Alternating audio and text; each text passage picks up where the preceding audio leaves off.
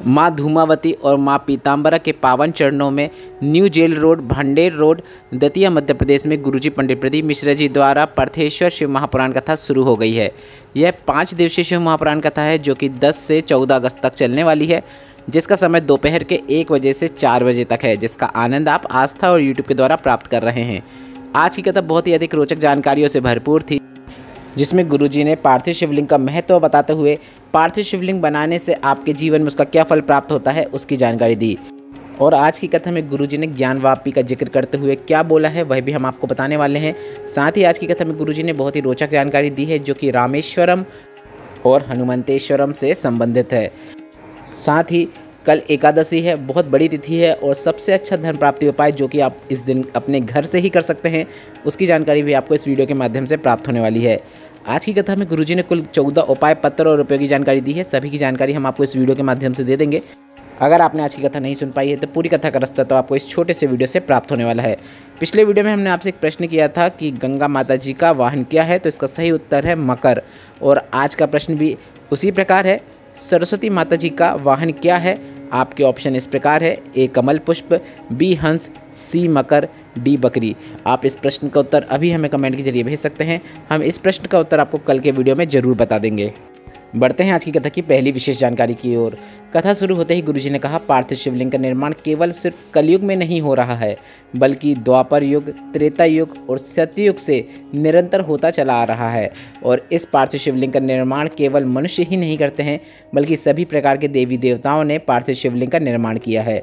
बढ़ते हैं आज की कथा की दूसरी विशेष जानकारी की ओर। गुरुजी ने कहा, इसके पहले छत्तीसगढ़ की कावड़ शिव महापुराण कथा में भी हमने कहा था कि जब शरीर में ताप बढ़ता है, रोग बढ़ता है, तो हमारा खाना छूट जाता है, भोजन छूट जाता है। उसी तरह जब तुम्हारे घर में या तुम्हारे अंदर पाप बढ़ता है तो भगवान का द्वार छूट जाता है, अर्थात मंदिर जाना छूट जाता है, भगवान की भक्ति करना आप छोड़ देते हैं। बढ़ते हैं आज की कथा की तीसरी विशेष जानकारी की ओर। गुरुजी ने कहा, मोक्ष प्राप्ति के लिए मरना जरूरी नहीं है, बल्कि आप जो जीवन जी रहे हैं उसको साधना है, अपने आप को पहचानना है और भगवान की अविरल भक्ति को प्राप्त करना है। बढ़ते हैं आज की कथा की चौथी विशेष जानकारी की ओर। गुरुजी ने कहा, हमने आपसे पहले भी कहा है, मोबाइल आया तो कैमरा ख़त्म, मोबाइल आया तो MP3 ख़त्म, मोबाइल आया तो कैलेंडर ख़त्म, मोबाइल आया तो घड़ी ख़त्म हो गई, और मोबाइल अगर आपकी पत्नी के हाथ में आया तो आप ख़त्म। यह जानकारी गुरुजी ने कथा पंडाल में हंसते हुए कहा और इसको सुनकर कथा पंडाल में बैठे सभी भक्तों के चेहरों में मुस्कुराहट थी। बढ़ते हैं आज की कथा की पांचवी विशेष जानकारी की ओर। रंजना जी पत्र लेकर आए जिसमें उन्होंने लिखा, एक लोटा जल और भोलेनाथ के मंदिर में झाड़ू लगाने का क्या फल होता है वह वर्णन करना चाहती हूँ। मेरे 2 बेटे थे, दोनों 2019 से सरकारी नौकरी की तैयारी कर रहे थे, पर उन्हें सफलता नहीं मिल पा रही थी क्योंकि वे दोनों 20 और 22 वर्ष के ही थे। सब कहते थे कि इतनी छोटी उम्र में कहाँ सरकारी नौकरी लगती है। इसके बाद मेरे बेटों ने कहा कि हमने ठान लिया है कि हम सरकारी नौकरी ही करेंगे, और उसी समय मेरी ननद ने शिव महापुराण कथा के बारे में बताया। हमने कथा सुनना शुरू किया और साथ में मैंने पशुपतिनाथ व्रत भी किया। रोज़ जल चढ़ाने का नियम बना लिया और जल चढ़ाते समय बाबा से निवेदन करती कि मेरे बच्चों की सरकारी नौकरी लग जाए। और मैंने अपने दोनों बेटों से यह भी कहा कि तुम भी अपनी तरफ से पूरा प्रयास करो और भोलेनाथ को 1 लोटा जल चढ़ाना शुरू करो। और बाबा की कृपा से दोनों की सरकारी नौकरी लग गई है। एक बेटा लेखापाल के पद में चयनित हो गया है, दूसरा बेटा पोस्ट ऑफिस में ऑफिसर के पद में चयनित है। उसी का आभार व्यक्त करने में कथा पंडाल में आई हूँ। बढ़ते हैं आज की कथा की छठवीं विशेष जानकारी की ओर। गुरुजी ने बताया, मंदोदरी की माता जिनका नाम हेमा है, उनका एक नियम था। वह मिट्टी में गोबर मिला लेती थी, थोड़ा सा उसमें माखन मिला लेती थी, थोड़ा सा उसमें भस्म मिला लेती थी, वो सबको एक करके एक पार्थिव शिवलिंग का निर्माण करती थी। तो ऐसा देखकर मंदोदरी ने अपनी माता से प्रश्न किया कि आप ऐसा क्यों करती हैं, इससे क्या फल प्राप्त होता है। तो मंदोदरी की माता हेमा जी ने मंदोदरी से कहा कि तुम क्या चाहती हो वह बताओ। तो इस पर मंदोदरी ने कहा, अगर किसी नारी जिसका पति पहले ही चला गया है और अगर वह पार्थिव शिवलिंग की पूजन करती है तो उसे क्या फल की प्राप्ति होती है। तो इस पर मंदोदरी की माता हेमा जी ने जवाब दिया, शिवलिंग का निर्माण करने वाली नारी अगर पहले चली गई तो वह अखंड सौभाग्यवती तो रहती ही है, पर अगर उसका पति पहले चला गया है और अगर वह पार्थिव शिवलिंग का पूजन कर रही है, निर्माण कर रही है, तो वह अगले 7 जन्मों तक वैधव्य धारण नहीं करती है, अर्थात वह 7 जन्मों तक सौभाग्यवती ही रहती है, जो भी उसके आने वाले 7 जन्म होते हैं। बढ़ते हैं आज की कथा की 7वीं विशेष जानकारी की ओर। वर्षा सोनी जी पत्र लेकर आए जिसमें उन्होंने लिखा, मेरा बेटा बैंक मैनेजर के एग्ज़ाम का बहुत दिनों से तैयारी कर रहा था, पर बहुत विघ्न आते थे। कभी 1 नंबर से, कभी 2 नंबर से, कभी 3 नंबर से रह जाता था। उसकी हिम्मत टूट गई थी। सब धरा का धरा रह जाता है, ऐसा कहता था, और अब एग्ज़ाम नहीं दूंगा, ऐसा भी उसने बोल दिया था। तो मैंने कहा कि सिहोर वाले महाराज कहते हैं सारी समस्या का हल 1 लोटा जल। तो बेटे ने बोला, क्या 1 लोटा जल चढ़ाने से सब सही हो जाता है, नौकरी लग जाती है? तो मैंने कहा, एग्ज़ाम वाले दिन बेलपत्र की बीच वाली पत्ती में शहद लगाते हुए उस बेलपत्र को शिवलिंग में चिपकाते हुए चले जाना, शंकर पर विश्वास रखना। और मेरे बेटे ने भी खूब पढ़ाई की, कोई कसर नहीं छोड़ी, और बाबा के भरोसे बेलपत्र की बीच वाली पत्ती में शहद लगाते हुए उस बेलपत्र को शिवलिंग में चिपकाते हुए एग्ज़ाम देने चला गया। मेरा बेटा बैंक मैनेजर के पद में चयनित हो गया है। उसी का आभार व्यक्त करने में कथा पंडाल में आई हूँ। बढ़ते हैं आज की कथा की 8वीं विशेष जानकारी की ओर। ज्ञानव्यापी के बारे में बोलते हुए गुरुजी ने कहा, काशी में सब कह रहे थे कि यह हमारी है, यह जगह हमारी है। कितने ही रिसर्च करने वाले आए, कितने लोग प्रश्न पूछने वाले आए, कितने लोग जांच करने वाले आए, पर जब वहाँ पर उन्होंने देखा तो वहाँ पर स्वयं भोलेनाथ ने प्रकट होकर कह दिया कि यह ज्ञानव्यापी मेरी है। बढ़ते हैं आज की कथा की 9वीं विशेष जानकारी की ओर। गुरुजी ने बताया कि फेसबुक में आजकल एक मैसेज चल रहा है, जिसमें आपने पढ़ा होगा, जिसमें शिवलिंग को हटाने के लिए कोर्ट में केस चल रहा था, जिसका निर्णय होने वाला था। और वह शिवलिंग जो था वह 500 साल पुराना था, और जब उसका निर्णय आने वाला था तो जो वकील वह केस लड़ रहा था, वह वकील निर्णय के समय तुरंत चक्कर खाकर गिर गया। उसी समय टाइपराइटर जो टाइप कर रहा था वह भी चक्कर खा के गिर गया।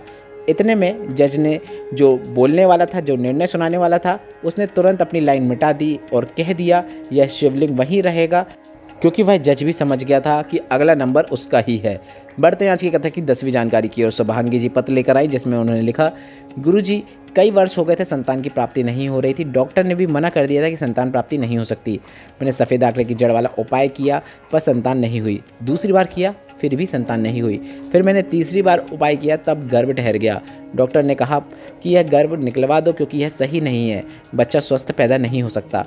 इसके बाद मैंने शिवलिंग पर जल चढ़ाना शुरू किया, बेलपत्र को खाना शुरू किया। अगली बार अल्ट्रासाउंड डॉक्टर ने किया तो डॉक्टर ने कहा कि बच्चा तो ठीक है, पर नॉर्मल डिलीवरी नहीं हो सकती। इसके बाद गुरुजी मैंने आपके बताए अनुसार गुड़ की टली वाला उपाय किया, जिसमें गुड़ के छोटे छोटे टुकड़े शिवलिंग पे अर्पित करने होते हैं। वह उपाय करने के बाद बाबा की कृपा से बच्चा नॉर्मल डिलीवरी से पैदा हुआ और बच्चा बिल्कुल स्वस्थ है। उसी का आभार व्यक्त करने में कथा पंडाल में आई हूँ। बढ़ते हैं आज की कथा की 11वीं विशेष जानकारी की ओर। गुरुजी ने बताया, गर्भावस्था में अगर कोई मर जाता है, शांत हो जाता है, जो जन्म लेने के बाद कुंवारा शांत हो जाता है, तो इस प्रकार की मृत्यु को प्राप्त हुए जीव को ना नर्क मिलता है, ना ही स्वर्ग मिलता है।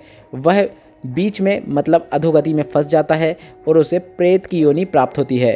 पर शिव महापुराण की विद्येश्वर संहिता में लिखा है, श्री शिवाय नमस्तुभ्यम मंत्र का जाप करने वाले का अगर आप दर्शन मात्र भी कर लेते हैं तो आपको 1000 अश्वमेघ यज्ञ का फल प्राप्त हो जाता है। उसी तरह शिव महापुराण की कथा सुनकर जो व्यक्ति आ रहा है, वह जिस जिस स्थान से निकलता है, और अगर उस स्थान में कोई अधोगति में फंसा हुआ है, और अगर वह व्यक्ति उस स्थान से निकल रहा है जो शिव महापुराण की कथा सुनकर आया है, और उसके शरीर से जो हवा स्पर्श करते हुए बहती है, तो इस स्थान में वह जिस जिस योनि में फंसे हुए, प्रेत योनि में फंसे हुए, अधोगति में फंसे हुए लोगों को स्पर्श करती है, तो वह हवा भी उन्हें मुक्ति प्रदान कर देती है। बहुत महत्व होता है शिव महापुराण कथा सुनकर आ रहे व्यक्ति का। बढ़ते हैं आज की कथा की 12वीं विशेष जानकारी की ओर। गुरुजी ने कहा, अगर पार्थिव शिवलिंग बनाने की बारी आए तो आप किसी से भी ना कहें कि आप हमारे लिए पार्थिव शिवलिंग बना दें, पंडित जी से भी ना कहें कि आप हमारे लिए पार्थिव शिवलिंग बना दें, बल्कि आपको जैसा भी बन रहा है स्वयं ही पार्थिव शिवलिंग का निर्माण करना चाहिए। क्योंकि हम ऐसा इसलिए कह रहे हैं क्योंकि पार्थिव शिवलिंग जो व्यक्ति बना रहा है, जिस हाथ का उपयोग करते हुए वह बना रहा है, उस हाथ में कितनी ही गलत रेखाएं क्यों ना हो, कितनी ही उल्टी रेखाएं क्यों ना हो, उसके जीवन में कितनी ही परेशानियां क्यों ना हो, वह हाथ से जिस हाथ से पार्थिव शिवलिंग बना रहा है उसे वह फल प्राप्त होता है कि उसके जीवन की उल्टी रेखाएं सही होना शुरू हो जाती हैं और जीवन से दुख दर्द और परेशानियां दूर होना निश्चित है। इसलिए आपको पार्थिव शिवलिंग का निर्माण स्वयं करना चाहिए। बढ़ते हैं आज की कथा की 13वीं विशेष जानकारी की ओर। आज की कथा में गुरुजी ने बहुत ही रोचक जानकारी देते हुए बताया, रामेश्वरम की पूजा करने वाला व्यक्ति अगर हनुमंतेश्वरम की पूजा नहीं करता है, हनुमंतेश्वरम महादेव को जल नहीं चढ़ाता है, तो उसे किसी भी ज्योतिर्लिंग के दर्शन का फल प्राप्त नहीं होता है। तो अगर आप रामेश्वरम जाएं तो आप हनुमंतेश्वरम में भी जाकर पूजन करें, जल जरूर चढ़ाएं। बढ़ते हैं आज की कथा की 14वीं और अंतिम विशेष जानकारी की ओर। कई लोगों का प्रश्न है कि 11 और 12 कब है एकादशी, तो हम आपको बता दें, आप अगर उपाय करना चाहते हैं तो आप 11 अगस्त को उपाय कर सकते हैं, और अगर आप व्रत रखना चाहते हैं तो आप व्रत एकादशी का 12 अगस्त को रखें, क्योंकि 11 और 12 अगस्त दोनों दिन हैं, दोनों दिनों में एकादशी की तिथि है और 11 की सुबह से एकादशी की तिथि शुरू हो जाएगी, जो कि 12 अगस्त को सुबह तक रहने वाली है। ऐसे में आपको 7 तिथियों में 5 दीपक वाला एक विशेष उपाय करना है, जिसमें आपको अपने घर में ही शाम के समय मतलब प्रदोष काल में 7 तिथियों में 5 दीपक मतलब 5 दीपक प्रज्वलित करना है। उन्हीं 7 तिथियों में एक तिथि एकादशी की भी है, तो आप इस दिन यह उपाय करके अधिक से अधिक लाभ प्राप्त कर सकते हैं। घर में भगवान के मंदिर के सामने 5 दीपक प्रज्वलित करें, लंबी बाती का उपयोग करें, घी का उपयोग करें और अपने घर के बाहर मुख्य द्वार में रख दें। आप चाहो तो 3-4 दीपक भी रख सकते हैं या फिर आप 5 दीपक भी बाहर रख सकते हैं। एक आप अपने भगवान के मंदिर के पास भी रख सकते हैं। दीपक की लो का मुख आपको बाहर की ओर रखना है, इस बात का आप ध्यान रखें। और उपाय आपको शाम के समय मतलब प्रदोष काल में ही करना है। अब यह उपाय आप कब कब कर सकते हैं वह भी समझ लीजिए, क्योंकि यह सावन अधिक मास का एक ऐसा उपाय है जो कि आपको 19 वर्षों के बाद करने को मिल रहा है। यह उपाय अपार धन प्राप्ति के लिए किया जाता है, घर से धन संपदा को बढ़ाने के लिए और बीमारियों को दूर करने के लिए उपाय किया जाता है। तो आप आने वाली इस 11-12 अगस्त को तो उपाय कर ही सकते हैं, साथ ही आप 13 अगस्त को सावन अधिक मास के कृष्ण पक्ष की प्रदोष तिथि में भी उपाय कर सकते हैं। 14 अगस्त सावन अधिक मास शिवरात्रि तिथि में आप यह उपाय कर सकते हैं। 16 अगस्त सावन अधिक मास की अमावस्या तिथि में भी आप यह उपाय कर सकते हैं। मतलब कुछ 3 से 4 ही मौके बचे हैं जो आपको यह उपाय करने के हैं, और अगला अवसर है जो कई वर्षों बाद प्राप्त होगा, तो इसलिए आप यह मौका छोड़ें ना। जो 3 से 4 मौके बचे हैं इसमें आप यह उपाय जरूर कर लें। अपार धन प्राप्ति के लिए यह उपाय किया जाता है, बीमारियों को दूर करने के लिए उपाय किया जाता है। इस वीडियो में बताया गया उपाय से संबंधित अगर अभी भी आपके मन में कोई प्रश्न हो तो वे प्रश्न आप कमेंट के जरिए पूछ सकते हैं। मेरे द्वारा दी गई जानकारी अगर आपको थोड़ी सी भी उपयोगी लगी हो तो इस वीडियो को लाइक करके कमेंट बॉक्स में हर हर महादेव टाइप करना ना भूलें। श्री शिवाय नमस्तुभ्यम, हर हर महादेव।